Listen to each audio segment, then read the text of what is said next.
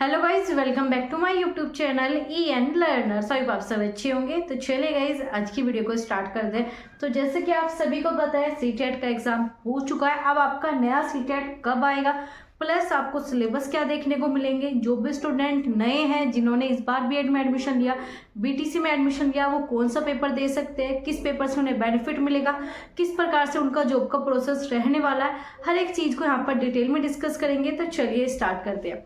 तो सबसे पहले हम बात करेंगे जो आपका यहाँ पर सीटेट 2024 है, ये आपको देखने को मिल सकता है जुलाई या फिर आपका अगस्त के स्टार्टिंग में। आपका सीटेट एक प्रकार का एलिजिबिलिटी क्राइटेरिया फिक्स करता है कि अब आप जो है यहाँ पर टीचर बनने के लिए कोई भी आप वैकेंसी में अप्लाई कर सकते हैं। तो ये क्या है, आपका एक तरीके का एलिजिबिलिटी क्राइटेरिया कंप्लीट करने वाला आपका पेपर है, जो कि आपका फिक्स कर देता है कि हाँ, अब आप टीचर बनने के काबिल हो चुके हैं, अब आप किसी भी वैकेंसी में अप्लाई कर सकते हो। तो अब बात करें, ये आपके पेपर होते हैं दो। एक होता है आपका सीटेट पेपर फर्स्ट और दूसरा होता है आपका सीटेट पेपर 2। अब जो आपका सीटेट पेपर फर्स्ट होता है, ये होता है आपका क्लास फर्स्ट से लेकर आपका 5th तक, और वहीं पेपर 2 की बात करें, ये होता है आपका 6 क्लास से लेकर आपका 8 क्लास तक। पहले क्या होता था, जो आपके बीएड वाले थे वो आपके यहाँ पर अप्लाई करते थे, और आपके यहाँ पर बीटीसी या फिर आप कह सकते हो डीएलएड वाले वो आपके पेपर 2 में अप्लाई करते थे। लेकिन जब से आपका सुप्रीम कोर्ट का फैसला आया है, तो उसके पश्चात जो है आपका यहाँ पर जो आपका प्राइमरी लेवल पर होता है, उसमें आपके बीटीसी बीएलएड वाले अप्लाई करते हैं, और जो आपका यहाँ पर पेपर 2 होता है, ये आपका बीएड के लिए होता है। किसके लिए? आपका बीएड के लिए। ठीक है, ये होता है आपका अपर प्राइमरी के लिए और ये आपका प्राइमरी के लिए। अब आपके बीएड वाले अगर पेपर फर्स्ट भर सकते हैं, दे सकते हैं, लेकिन जो है उन्हें आप प्राइमरी में वैकेंसी में अप्लाई नहीं कर सकते। कोई भी टीचिंग वैकेंसी आती है पीआरटी के लिए, तो वहां पर आप जॉब के लिए एलिजिबल नहीं हो। तो इस प्रकार से आपका पेपर फर्स्ट बीटीसी के लिए और आपका पेपर 2 बीएड के लिए होता है। अब बात करें, आपका पेपर जुलाई या फिर अगस्त में होने के चांसेस है। अब आपका सिलेबस चेंज हुआ है या फिर नहीं हुआ, चलिए उस पर बात करते हैं। सबसे पहले आपका एग्जाम बता दिया, दो आपके एग्जाम होते हैं, पेपर फर्स्ट और आपका पेपर सेकंड। अब बात करेंगे सिलेबस। सिलेबस जो आपका यहाँ पर 150 क्वेश्चन में डिवाइड है। क्या 150 क्वेश्चन में? चाहे आपका पेपर फर्स्ट हो, उसमें भी आपको 150 क्वेश्चन देखने को मिलेंगे, चाहे आपका पेपर सेकंड हो, इसमें भी आपको 150 क्वेश्चन। और लगभग दोनों का सिलेबस आप कह सकते हो 60% सिमिलर है। किस प्रकार से उसे बताते हैं, तो सबसे पहले यहाँ पर आपको देखने को मिलती है सीडीपी। ठीक है, वो आती है 30 मार्क्स की। ऐसी सीडीपी आपको इधर देखने को मिलेगी 30 मार्क्स की आपकी सीडीपी पेपर 2 के लिए भी, ये आपका पेपर फर्स्ट के लिए। तो दोनों ही सीडीपी लगभग सिमिलर होती है। बहुत से स्टूडेंट कहते हैं जो आपके यहाँ पर कह सकते हो प्राइमरी लेवल के लिए होती है सीटेट पेपर फर्स्ट के लिए वो ईजी आती है। ऐसा कुछ नहीं है, दोनों का लेवल अच्छा आता है। कभी जो आपके सेकंड पेपर की ईजी आ जाएगी, तो आपकी कभी फर्स्ट पेपर की ईजी आ जाएगी, लेकिन आपका सीडीपी का पूरा कंप्लीट जो है सिलेबस सिमिलर होता है, चाहे पेपर फर्स्ट के लिए दे रहे हो या फिर आपका पेपर 2। तो ये था आपका सीडीपी 30 मार्क्स का। इसके बाद है आपकी लैंग्वेज। लैंग्वेज आपकी फर्स्ट, चाहे आप इसमें हिंदी लो, इंग्लिश लो, संस्कृत लो, उर्दू लो, कुछ भी ले सकते हो। ये भी आपकी 30 मार्क्स की दोनों तरफ देखने को मिलेगी, पेपर फर्स्ट में भी पेपर सेकंड में भी। ऐसे आपकी लैंग्वेज 2 आती है, इसमें भी आप कोई भी चूज कर सकते हो, हिंदी कर सकते हो, इंग्लिश कर सकते हो, उर्दू कर सकते हो। प्लस अगर आपको लैंग्वेज से रिलेटेड आपको डाउट है कि कौन सी लैंग्वेज ले जिसमें आप अच्छा स्कोर कर पाओगे, किस लैंग्वेज में जो आपके अच्छे मार्क्स आएंगे, तो इसके ऊपर आपको वीडियो मिल जाएगी। आप उस वीडियो को जब देख लेते हो तो उसके पश्चात आपको डाउट नहीं बचेगा। प्लस आपके जिसमें लैंग्वेज में सबसे ज्यादा नंबर बन सकते हैं, उस लैंग्वेज के बारे में आपको बताया गया है, तो जाकर उस वीडियो को देख लेना। तो यहाँ पर बात कर रहे थे, दो लैंग्वेज आपकी आती है 60 नंबर। ठीक है, यहाँ पर भी बिल्कुल सिमिलर और यहाँ पर भी सिमिलर, सेम पैटर्न, हर एक चीज सेम ही होती है। थोड़ा सा लेवल आप कह सकते हो डिफरेंट हो सकता है, लेकिन ऐसा नहीं कि फर्स्ट वाला हार्ड आएगा, सेकंड वाला इजी, सेकंड वाला इजी, या आपका फर्स्ट वाला हार्ड, ऐसा कुछ भी आप डिस्क्राइब नहीं कर सकते। तो 90 मार्क्स हो गए। अब बात करें यहाँ पर आपका ईवीएस, 30 मार्क्स का आता है ईवीएस। इसमें 15 नंबर की पेडागोजी, हर पेपर में जो है आपको 15 नंबर की पेडागोजी इसमें भी देखने को मिलेगी, 15 नंबर की पेडागोजी इसमें भी। ऐसे आपकी 15 नंबर की पेडागोजी। आपका हर 30 मार्क्स जो है दो पार्ट में डिवाइड है, एक पेडागोजी, दूसरा आपका कॉन्सेप्ट। एक तो बिल्कुल आपके चैप्टर वाइज आपसे चीजें पूछ ली जाएगी, दूसरा आपको पूछा जाता है पढ़ाने का तरीका। अगर आपसे पूछा जाए आप हिंदी किस प्रकार से पढ़ाओगे, तो उसकी पेडागोजी आ जाएगी।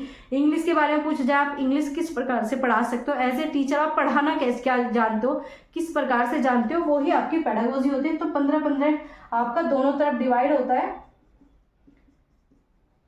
तो यहाँ पर ईवीएस की बात कर रहे थे। इसके पश्चात आपका आता है मैथ। मैथ भी आपका 2 प्रकार से डिवाइड है, 15-15 मार्क्स में, कह सकते हो 30 मार्क्स का आ गया। 30 में क्या देखने को मिलेगा, 15 नंबर की आपकी कॉन्सेप्ट, 15 नंबर की पेडागोजी। मैथ में भी क्या होता है कि आपको पता होना चाहिए कि आप बच्चे को मैथ किस प्रकार से पढ़ा सकते हो, आपको पढ़ाना भी आना चाहिए, ना कि सिर्फ आपको क्वेश्चन सोल्व। 15 नंबर के क्वेश्चन देंगे, आपको करने को पूछेंगे। आपके यहाँ पर फर्स्ट क्लास से लेकर 5th क्लास के इजी से क्वेश्चन आते हैं, वो आपको पूछे जाते हैं। प्लस आपका यहाँ पर 15 नंबर की पेडागोजी आएगी, आपको बताना है कि आप मैथ के टीचर कैसे बन सकते हो, मैथ किस प्रकार से पढ़ा सकते हो, तो उससे रिलेटेड आपके यहाँ पर योग्यता की जांच की जाती है। तो ये आपका पूरा हो गया 150 मार्क्स का। ठीक है, ये आपका 150 मार्क्स का पेपर फर्स्ट कंप्लीट। अब बात करेंगे पेपर 2 की। पेपर 2 में हमने अब तक 90 नंबर के बारे में बात कर चुके हैं। अब आता है आपका 60 नंबर का बड़ा पोर्शन। 60 में क्या देखने को मिलेगा आपको, यहाँ पर साइंस या फिर आपका SST।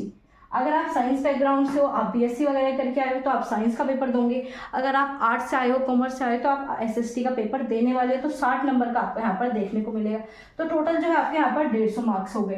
कितने हो गए आपके, 150। तो दोनों तरफ इसी प्रकार से चीजें देखने को मिलेगी। इसमें भी आपकी 20 नंबर की पेडागोजी आती है, 40 नंबर की आपकी पूरी NCERT पूछी जाती है।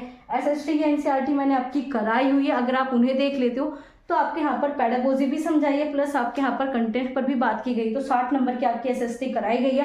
कुछ चैप्टर आपके रह गए हैं, उन्हें भी आपका जल्दी करा दिया जाएगा।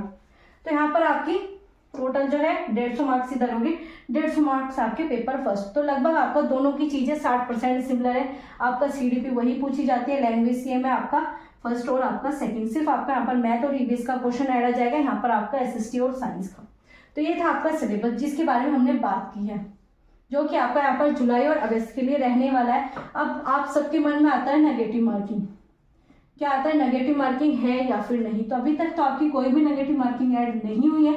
बाकी जो आपका अब की बार नोटिस आएगा, आपका एडवर्टाइजमेंट आएगा, तो उसके बाद जो है आपको पता लग जाएगा। लेकिन जहां तक है ये आपका CTET क्या है, आपका एक तरीके का पेपर पास करना होता है। इसमें क्या होता है, आपका नेगेटिव मार्किंग ऐड नहीं होती, तो इस बार भी आपकी नहीं कराई जाएगी। बाकी सिलेबस भी आपका यही रहने वाला है। और आपका जो जुलाई और 2000 आपका यहाँ पर 24 में न्यू नोटिफिकेशन आएगा, उसमें जो भी आपके चेंजेस होंगे, बदलाव होंगे, वो आपको बता दिया जाएगा। लेकिन जब आपके यहाँ पर स्टूडेंट है BTC और B.Ed वाले, उन्हें अभी से अपनी तैयारी करनी होगी। क्यों, क्योंकि आपका CTET क्या होता है, आपका फाइनल ईयर में हो तभी आपका यहाँ पर कंप्लीट नहीं माना जाता, एलिजिबल नहीं माना जाता। अगर आपने BTC में एडमिशन ले लिया है, अगर आपके एडमिशन को 1 दिन हुआ है, 1 मिनट हुई है, उसके बाद से आप CTET दे सकते हो। और अगर आपने क्लियर कर लिया तो आपका वैलिड भी होगा। इस चीज में बच्चे सबसे ज्यादा डाउट में रहते हैं कि वैलिड कब होता है। आपका क्या होना चाहिए, टीचिंग डिप्लोमा में आपका एडमिशन कंप्लीट होना चाहिए। ऐसा नहीं कि मेरिट भी कंप्लीट ना हुई हो और आप पहले CTET देते हो तो आपका वैलिड नहीं माना जाता। एडमिशन ले लिया, कंप्लीट हो गया पूरा प्रोसेस, तो आप उसके बाद CTET का एग्जाम दे सकते हो। चाहे फर्स्ट सेमेस्टर में हो, सेकेंड सेमेस्टर में, थर्ड सेमेस्टर में, फोर्थ सेमेस्टर में, तो आपका CTET वैलिड माना जाता है। और दूसरा CTET जो है आपका आजीवन होता है। पहले 5 साल 7 साल का ये सारी चीजें रहती थी, लेकिन अब क्या है, ये आपका आजीवन, या आपका जीवन भर वैलिड माना जाता है। सिर्फ एक बार अपना CTET क्लियर कीजिए, इसके पश्चात जो आपके एग्जाम होते हैं, जैसे कि आपका KVS हो गया, आपका यहाँ पर TSSB हो गया, NVS हो गया, आपका यहाँ पर बिहार BPSC कह सकते हो, प्लस आपके यहाँ पर UP के हो गए एग्जाम, उसमें भी आपका CTET मांगा जाता है। तो आपके कोई भी टीचिंग से रिलेटेड अगर आप टीचर बनना चाहते हो तो CTET आपको क्लियर करना होगा। और जिन्होंने इस बार CTET दिया है उन सभी को पता है कि उनके मार्क्स कितने हैं। अगर उनके मार्क्स 90 नंबर से कम है तो वो अप्लाई नहीं कर सकते, वो कह सकते हो कि CTET जो उनका नहीं है, तो उन्हें क्या करना है, दोबारा देना होगा। तो अभी से तैयारी स्टार्ट कर दीजिए। अब बात करें CTET जो आपका कितने मार्क्स पर क्लियर होता है, सबसे बड़ा डाउट कि CTET कितने मार्क्स पर आपका क्लियर होगा, तो चलिए उसे बताते हैं। CTET जो आपके जनरल कैटेगरी के स्टूडेंट होते हैं उनके 90 मार्क्स आने जरूरी है। 150 में से जो है आपको 90 लेकर आओगे तो आपका पास है। वहीं जो आपके अदर कैटेगरी के हैं, SC ST, आपके OBC, इन्हें जो है आपके 82 मार्क्स लाने होते हैं। और ये आपके SC ST OBC दिल्ली के अकॉर्डिंग होने चाहिए, ठीक है, ये केंद्र के अकॉर्डिंग आपके माने जाते हैं। ऐसा नहीं है अगर आप UP में OBC में हो तो यहाँ पर भी 82 लाने पर आपका काम चल जाएगा, नहीं चलने वाला। ये आपका सेंटर का एग्जाम है, आप केंद्र में, आप दिल्ली में जो है ओबीसी या फिर एसटी एसटी कैटेगरी में आते हो तो आपका 82 पर पास हो जाता है। लेकिन अगर आप दिल्ली में जनरल में काउंट होते हैं तो 90 मार्क्स लाने आपके कंपलसरी है, तभी आपका वैलिड माना जाएगा। तो लगभग मैंने आपको सारे डाउट आपके क्लियर कर दिए। सीटेट 2024 से रिलेटेड सिलेबस, आपके जो भी डाउट थे वो सब आपके यहाँ पर क्लियर हो चुके हैं। कब फिल करना है, कौन फिल कर सकता है, और लैंग्वेज से रिलेटेड आपको बताया। आप जाकर वो वीडियो जरूर चेक कर लेना, क्योंकि लैंग्वेज क्या है, 60 नंबर की आपकी लैंग्वेज आती है। अगर आपने लैंग्वेज चूज करने में, समझने में गलती कर दी तो 60 नंबर गए तो आपका सीटेट तो कहीं भी पास नहीं होगा। क्या सीटेट पास नहीं होगा अगर आपकी लैंग्वेज ही खराब हुई, तो जाकर लैंग्वेज जरूर देख लेना। तो ये थी आपके यहाँ पर सीटेट से रिलेटेड कंप्लीट इन्फॉर्मेशन। फिर भी कोई आपका डाउट रह गया हो, कोई क्वेरीज हो, तो आप हमें कमेंट बॉक्स में पूछ सकते हो। आपके सारे डाउट यहाँ पर क्लियर किए जाते हैं। और ऐसी इंफॉर्मेटिव क्लासेस के लिए, वीडियोस के लिए आप हमारे चैनल को सब्सक्राइब कर सकते हो। बेल आइकन को ऑन रखना ताकि आपको सारी क्लासेस की नोटिफिकेशन समय पर मिल सके। तो चलिए मिलते हैं आपसे अगली क्लास में।